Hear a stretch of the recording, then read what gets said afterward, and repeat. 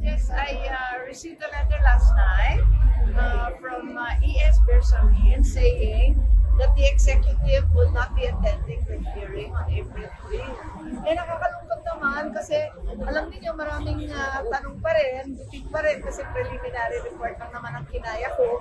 Marami pa rin katanungan ng taong bayan. Ang dami nga nagte-text, nagtatanong. Tapos, marami din bagong informasyon na sana maging pagkakataon para yung mga magulong sagot, yung hindi magkatukma-tukma ng mga datos, at saka yung mga katanungan ng taong bayan, sana pagkakataon yun para maisagot ng ating gobyerno. Yun nga ang inaantay ko. Sabi naman ng Presidente na hindi daw hihintuin, pero liwaliwanag ng sulat. May binigay ba silang dahilan o tingin nyo na dahilan kung ba't di sila pupunta? Wala, ganun pa rin. Executive privilege at sub-judice. Alam naman natin, walang pinagbawal na ng Korte Suprema. Chief Justice si Executive Secretary Bersamin, kapisado niya yan. Alam niya, walang pangkalahatang blanket na executive privilege. I-invoke lang yung executive privilege, depende sa tanong. One by one lang yun.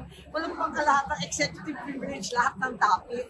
Kaya nagulat naman ako. Kaya, sabi ko sa kanila, may sulat ako sa kanila, baka naman ma-reconsider nila kasi sayang naman ako kakataon, maririnig ng tao kung ano talaga nangyari. Kung nagkamali ako, tatanggapin ko naman at mas maganda yung nagkakaliwanagan kasi pag hindi sumisipot, ang duda ng tao may tinatapo. So how will you say to siya kung hindi umatin yung mga cabinet officials? Kasi most likely sila lang Paano pa rin ako doon sa sinabi ni Presidente na hindi daw pagbabawal, pero liwaliwanag ng sulat, bawal.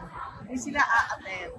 Ano ba ma'am supposedly yung gusto niyong pag-usapan ng pag-usapan? Marami kasi topic pa rin at yung mga OFW natin, halimbawa, tinatanong nila kung ano daw impact sa kanila. Kasi kung pwedeng damputin nyo lang sa Pilipinas, paano naman sila nasa labas.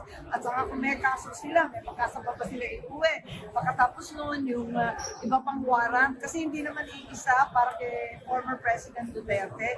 Meron pang kasunod, yung 5 pulis. Pagkatapos noon, meron pa daw kasunod na naman. Kaya kinakatakutan natin kung yung proseso hindi regular nung nauna, sana maitama naman natin kung ano talaga ang dapat. So marami talaga nagtatanong, maraming iba't iba pang bitin, kumbaga, ang sabi sa akin, at maraming tinetext sa akin, sinusulat sa akin, may mga papeles, ebidensya na sabi nila,